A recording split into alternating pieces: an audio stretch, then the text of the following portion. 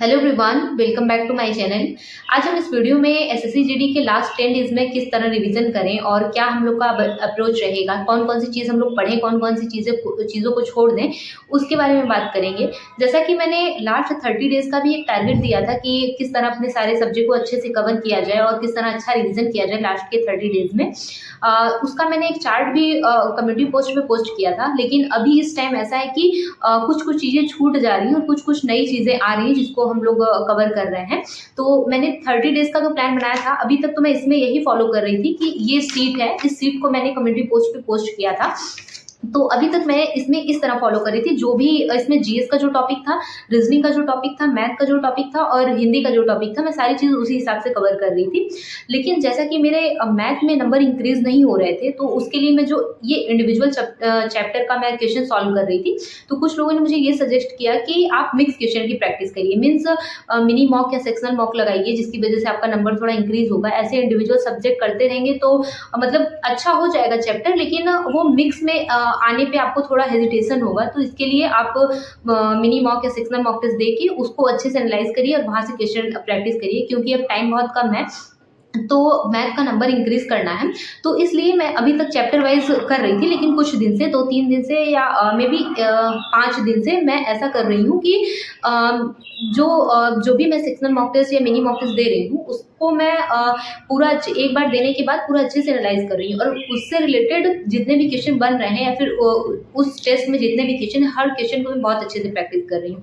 तो मेरे मैथ का जो नंबर है पिछले मॉक की अपेक्षा धीरे धीरे इंक्रीज हो रहा है। तो अभी मैं मैथ के लिए यही कर रही हूँ कि मैं सेक्शनल मॉक टेस्ट दे रही हूँ और सेक्शनल मॉक टेस्ट देने के बाद जो भी उसका क्वेश्चन है, मैं उसको सारे क्वेश्चन को 3-4 बार प्रैक्टिस कर रही हूँ, जितना मेरे से हो रहा है। कि जो भी क्वेश्चन मुझे ऐसा लग रहा है कि हाँ, इस क्वेश्चन में थोड़ा डाउट है, तो उसको मैं क्लास देख के उस डाउट को क्लियर कर लेती हूँ। तो मतलब कुछ दिन से मैं सेक्शनल मॉक टेस्ट से ही रिविजन कर रही हूँ मैथ का, और जितने भी मैंने चैप्टर पढ़ लिए हैं, जिसका मैंने नोट्स बनाया है, फिर जो भी कुछ है, जो भी क्वेश्चन मेरा फंस रहा है, वहां से मैं थोड़ा देख के उसको अच्छे से रिविजन कर ले रही हूँ। आप भी मैथ के लिए अभी यही करिए, इंडिविजुअल चैप्टर प्रैक्टिस करना छोड़िए, मिक्स क्वेश्चन की प्रैक्टिस करना स्टार्ट कर दीजिए। अगर आपके पास बुक है तो आप बुक से करिए, नहीं तो सेक्शनल मॉक टेस्ट या मिनी मॉक जो आरडब्ल्यू पे या फिर टेक्स्ट बुक पे आ रहा है उसको लीजिए। तो इससे आपको इम्प्रूवमेंट देखने को मिलेगी कि हाँ, जैसा कि मैथ ने चैप्टर वाइज जब मैंने सॉल्व करना स्टार्ट किया था, तो मेरे 2-3 क्वेश्चन छूट जाते थे, या फिर ऐसा होता था कि 11 या 12 क्वेश्चन से ज़्यादा मेरे सही नहीं होते थे। लेकिन जब से मैंने मिनी मॉक और सेक्शनल मॉक टेस्ट देना स्टार्ट किया, मेरे क्वेश्चन ज़्यादा सही हो रहे हैं और अच्छे क्वेश्चन मेरे बन रहे हैं। तो आप भी ऐसा कर सकते हैं मैथ के लिए कि मिनी मॉक दीजिए और उसको अच्छे से एनालाइज करिए। जो चैप्टर आपका वीक लग रहा है, शाम के टाइम पे उस पूरे चैप्टर का एक क्लास देख लीजिए, या फिर जहाँ से आपने नोट्स बनाए वहाँ से रिवीजन कर लीजिए, फॉर्मूला बुक से रिवीजन कर लीजिए। ऐसा कर सकते हैं। मैथ के लिए आप यही करिए, मिनी मॉक दीजिए, सेक्शनल मॉक टेस्ट ये लास्ट के 10 डेज में। मैथ के लिए यही करिए, इससे आपको बहुत अच्छा रिस्पॉन्स देखने को मिलेगा। और बात करते हैं जीएस के बारे में। तो जीएस में अभी तक आपने बहुत सारे प्रैक्टिस किए हैं, बहुत सारे क्वेश्चन लगाए हुए हैं, बहुत सारे थ्योरी को बहुत अच्छे से पढ़ लिया है। अब ये लास्ट टाइम है, इसमें रिवीजन किस तरह किया जाए। तो रिवीजन के लिए आप ये कर सकते हैं, अगर आपके पास हिस्ट्री, पॉलिटी, इकोनॉमी, ज्योग्राफी और सब्जेक्ट का पॉलिटी का आपके पास शॉर्ट नोट्स हैं, तो उस शॉर्ट नोट्स को बस एक बार रिवीजन कर लीजिए। अगर आपके पास नहीं है कोई शॉर्ट नोट्स, तो अभी तक आप जितने भी प्रैक्टिस बुक से प्रैक्टिस कर रहे थे, उसमें से कोई एक बुक उठाइए और उसी बुक से सारे सब्जेक्ट की एक बार प्रैक्टिस कर लीजिए। मीन्स एक बार सारी चीज़ों को पढ़ लीजिए, हर सब्जेक्ट को पढ़ लीजिए। लेकिन अगर आप बुक से नहीं करना चाहते हैं कि हाँ, मुझे बुक से प्रैक्टिस नहीं करनी, शॉर्ट नोट से प्रैक्टिस नहीं करनी है, तो कोई मैराथन क्लास उठाइए। एक मैराथन क्लास आप ये डिवाइड कर लीजिए कि हाँ, एक दिन में मुझे एक सब्जेक्ट को अच्छे से कवर करना है। जैसे आज पॉलिटी को कवर करना है, कल हिस्ट्री को कवर करना है, उसके साथ कोई और सब्जेक्ट आप रख सकते हैं, जैसे हिंदी या फिर रीजनिंग या फिर मैथ।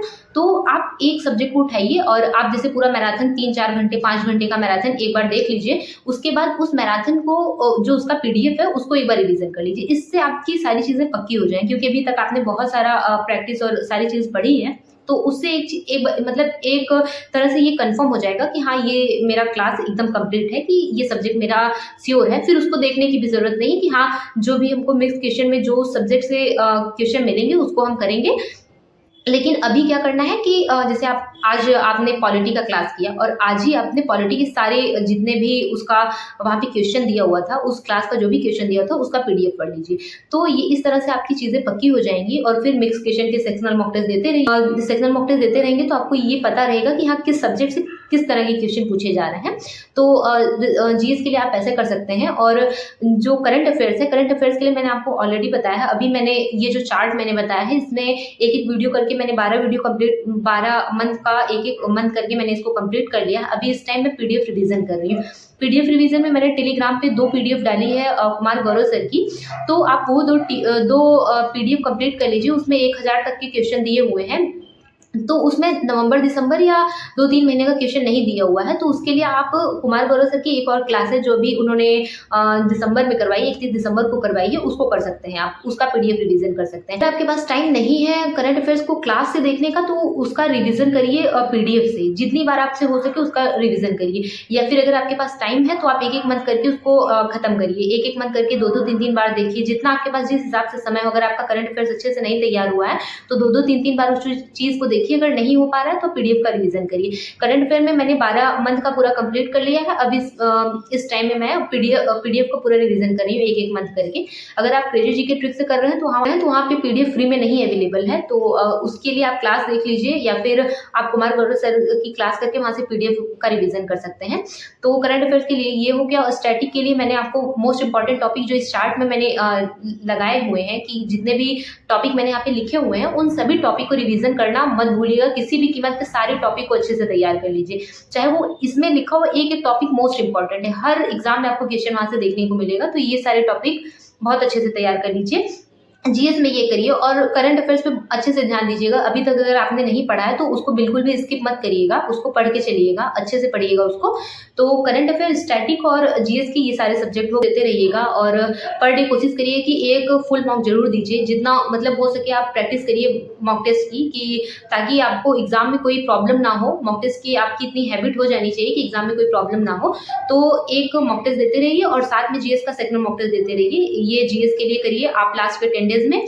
और उसके बाद बात करते हैं हिंदी की। तो हिंदी में तो सबका बहुत अच्छा है। हिंदी 2-3 क्वेश्चन, 1-2 क्वेश्चन ऐसे ही गलत हो रहे हैं सबके। उसके लिए कि अगर आपका वोकैब में क्वेश्चन गलत हो रहा है तो वोकैब के लिए आप जो भी मतलब जैसे विलोम शब्द और मुहावरे या फिर पर्यायवाची कोई भी शब्द, उस टॉपिक को एक एक टॉपिक को लेके पूरा रिवीजन करते चलिए। जैसे आपने नोट्स बनाई है पर्यायवाची की, या फिर कोई आपके पास बुक है, तो पूरा पर्यायवाची वहां से 20-20 करके 25-25 करके, क्योंकि ये होता है ना कि अगर हम आज पर्यायवाची लेके बैठे हैं तो हम सोचते हैं कि पूरा पर्यायवाची आज ही खत्म कर दे, तो वो होता नहीं है।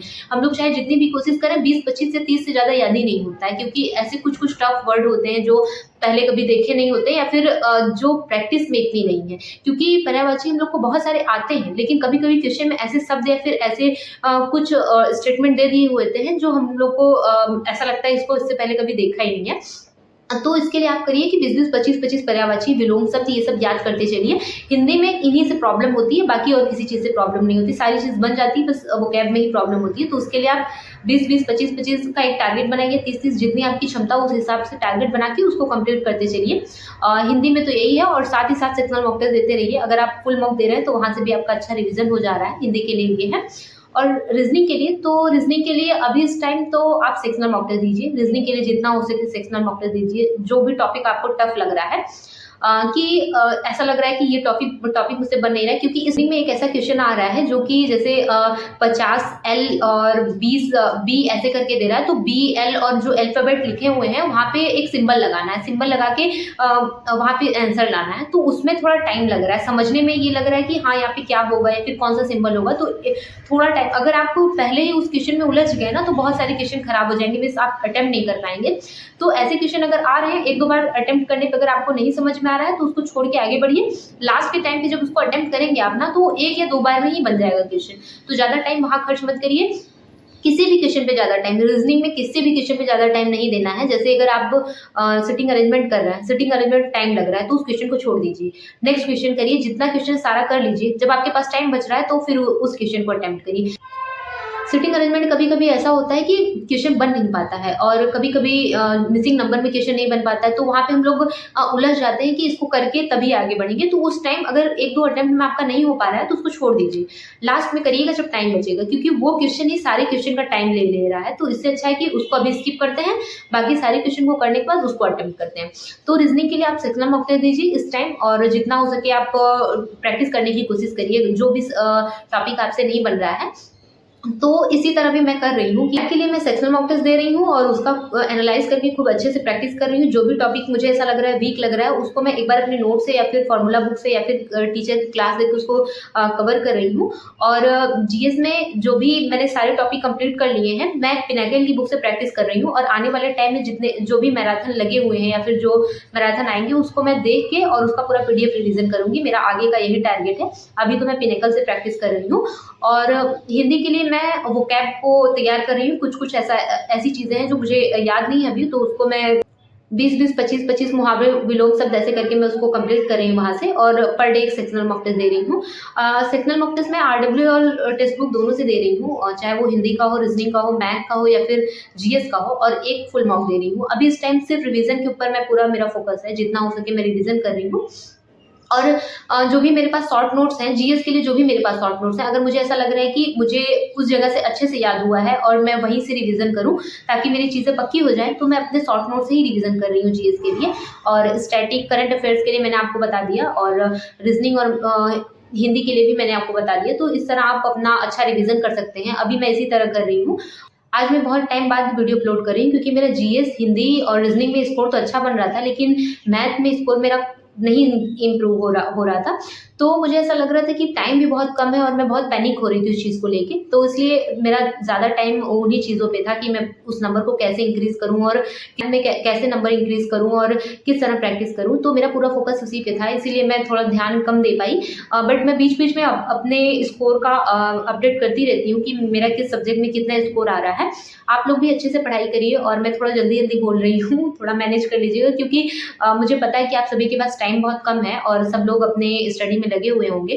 तो अगर आपको इस वीडियो से थोड़ी भी हेल्प मिलती है, थोड़ी भी इम्प्रूवमेंट आपको समझ में आती है, तो ज़रूर से इसको फॉलो करिएगा और अपनी पढ़ाई बहुत अच्छे से करिए। एग्ज़ाम बहुत नज़दीक है और जितना हो सके रिवीजन करिए, जितना हो सके अच्छे से प्रैक्टिस करिए।